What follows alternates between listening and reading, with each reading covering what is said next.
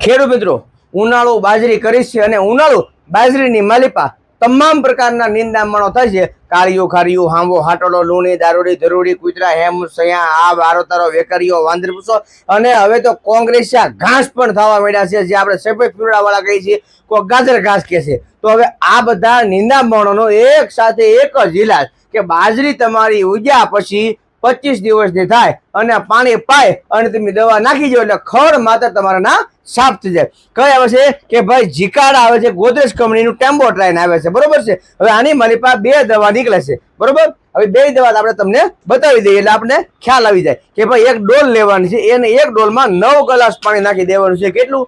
9 glass પાણી નાખી દેવાનું છે।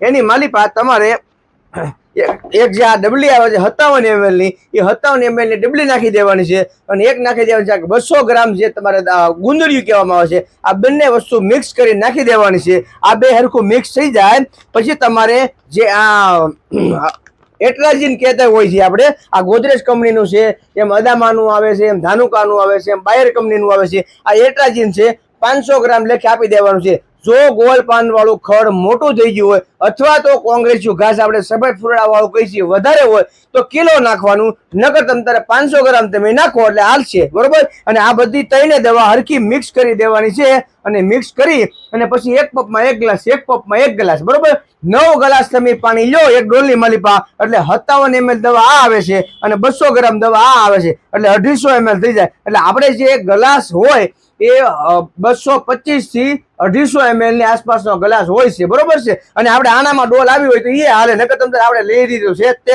આપણે ખળ બાળવાનું કામ છે। પાણી ડોળું લેવાનું નથી, આછું પાણી લેવાનું છે।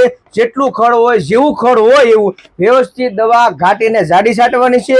1 એકર એટલે કે 40 ગુઠા જગ્યાની માલિપા 10 પંપ થવા જરૂરી છે અને એક હરખી વ્યવસ્થિત દવા છટાવવી જરૂરી છે।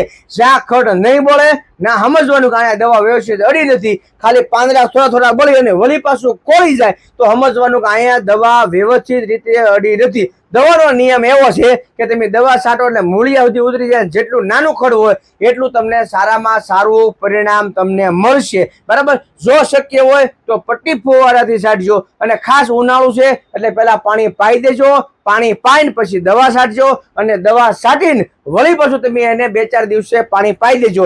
જો હળવી જમીન હોય કે હવારમાં પાવ ને સાંજે હુકાઈ જાય તો એ જમીનમાં થોડીક બાજરી પાછી પડશે, પાછી પડે પણ થોડીક વધારે પાછી પડે, બરોબર। એ ખડબડ બધું બળી જાય અને બાજરો તમને એમ લાગે કે શેષ પાછો પડી ગયેલો છે તો તમ તારે તમારે ડોક્ટર પ્લાન્ટનું જે સંગમ આવે છે એ પંપે 40 ml લખીને છાંટી ગયો એટલે ઓહો રેડી